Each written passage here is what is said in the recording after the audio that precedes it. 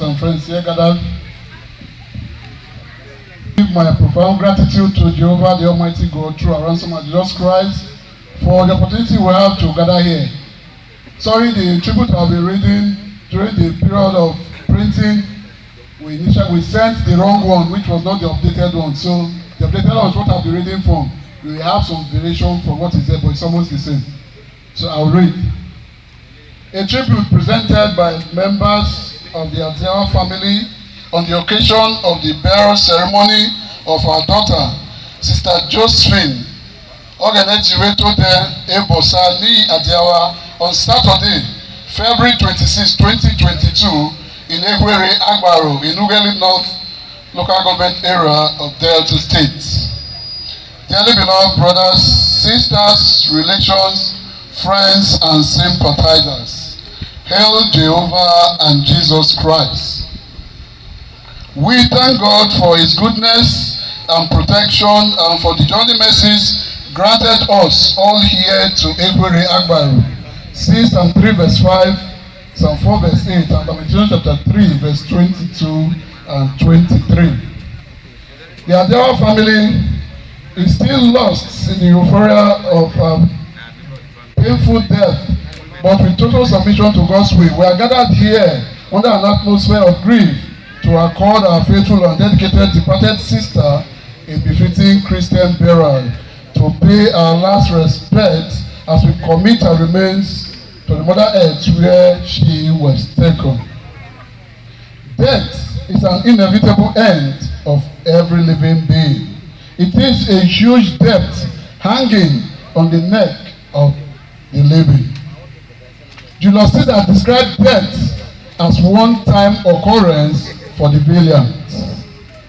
Quote, cowards die many times before their death. The valiant never taste of death but once, unquote, Julius Caesar. David in 3 Sermons declared, quote, what man is he that liveth and shall not see death? Shall he deliver his soul from the hands of the grave? Psalm 84, verse 48.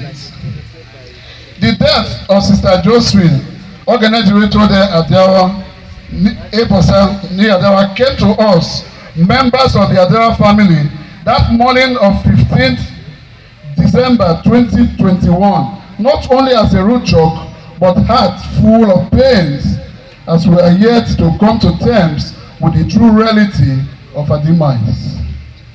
If money could have saved life, our daughter, sister, mother, and grandmother wouldn't have died, as she was given the best of medical care. For about 3 years, she fought with stage 4 cancer.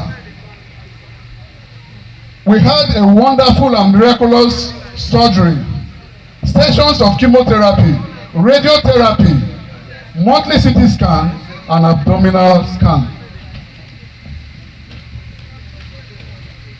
When she was declared free from cancer in the cancer center, Luth, in Lagos, we were so flabbergasted and overwhelmed with joy and did 3 special thanksgiving for her in appreciation of God's goodness and deliverance on her. First Thanksgiving was held at GKS Sapele branch on 26th June 2021. Second at GKS Ghana branch, Sapele, on 1st of August 2021. And finally at GKS Warri branch headquarters in Salem City, Warri, on 19th of September 2021. We least believe that after all this financially draining and mentally tasking effort to save her life, coupled with the relief from the clean cancer-free medical report that Satan would strike again so soon, with cancer resurfacing and hitting her liver towards the end of November 2021, and that finally led to an untimely and painful death. But God, the owner of our lives, who knows the end from the beginning, has allowed her to rest from sickness and pain. St. Paul consoled us thus, for none of us liveth to himself, and no man dieth to himself. For whether we live to the Lord, and whether we die unto the Lord. Whether we live therefore or die, we are the Lord's. For to this end, Christ both died and rose and revived, that he might be Lord both to the dead and the living. Unquote. Romans chapter 14, verses 7 to 9. See also Matthew chapter 10, verses 29 to 31. Our hearts were filled with cold feelings, and our eyes engulfed with tears. No wonder. Isaiah the prophet declared in Isaiah chapter 57, verse 1, quote, "The righteous perisheth, and no man layeth it to heart. And merciful men are taken away, none considering that the righteous are taken away from the evil to come." Unquote. But after taking a perspective view of our Christian life, and we look at the spiritual achievements, we will console ourselves that she lived a thoughtful, a life not short but full of events and worthy of emulation. She was characterized by high sense of Christian value. She was dedicated, outspoken, faithful, fearless. She always stood for the truth, no matter whose ox is God. She was loyal and a dedicated, virtuous woman who displayed integrity in her dealings with members and in her business. She displayed dignity in her chosen alternative career of catering and used it in serving God till her death. Worthy of emulation is her delight in giving cheerfully.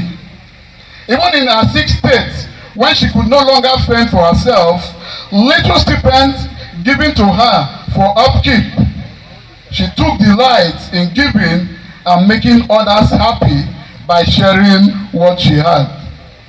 Also worthy of note about her is that even in her sick state, she never failed in her spiritual duty in terms of cleaning the house of God. By God's grace, I want to recommend this extraordinary show of love for God's work to members still living, because it is only the living that can do the work and will of God. By God's grace, late Sister Josephine, organized spiritual there, Ebosa, kept these words, believed and had implicit faith in God that she will not die, but live to declare the goodness of God in her life. This belief she worked with and endured till the end.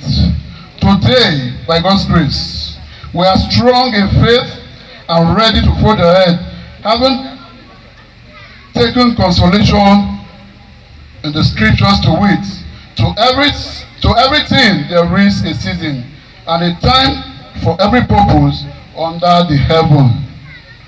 A time to be born and a time to die. Ecclesiastes chapter 3, verses 1 and 2. We are further consoled by St. Paul in 1 Thessalonians chapter 4, verses 13, 14, and 18. To wit, quote, "I would not have you to be ignorant, brethren, concerning them which are asleep, that ye sorrow not, even as those without hope. For if we believe Jesus Christ died and rose again, even so also which sleep in Jesus will God bring with him. Wherefore, comfort one another with these words." Unquote. Her favorite Bible quote is Psalm 91, verses 1 to the end. Her favorite TSP is Psalm 148. Before and during her deteriorating health state, she finds pleasure rendering noble service with her cooking skills when called upon, and as a chorister, she delights herself in singing praises to God and makes it a point of duty to be singing after Sunday church services to entertain members. Hence her favorite chorus, Ogene Ofie, Gene Ogene Fejiro, comes to mind. We will greatly miss her good works, melodious voice, generosity, sumptuous meals, especially her display of high sense of integrity in the prices and accurate quantity of items in her quotation when called upon during festive celebrations like Freedom Day and Feast of Tabernacles. Little did we know that the cooking for the Freedom Day 2021 celebration done in her premises was her last official outing where she cooked and served members during Ghana branch Freedom Day to the best of her ability. Really, according to St. Paul, man knoweth not his time. We shall see our loving and dedicated sister again on the day of resurrection. John chapter 5, 28 and 29, Daniel chapter 12 verse 2, Luke chapter 14 verse 14.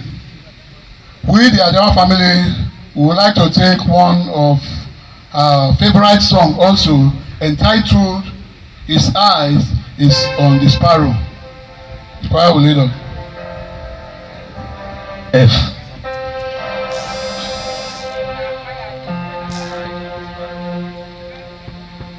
Why should I feel discouraged? Why should the shadows come? Why should my heart feel lonely and thirst for peace always? When Jesus is my passion, my constant friend is. For his eyes is on the sparrows, and I know he watches me. For his eyes is on the sparrows, and I know he watches me. I sing because I'm happy. I sing because I'm free.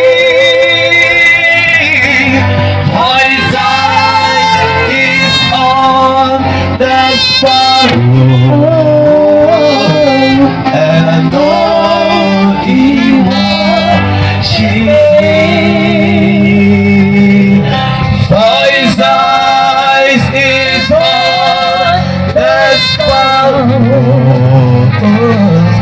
and I know he watches.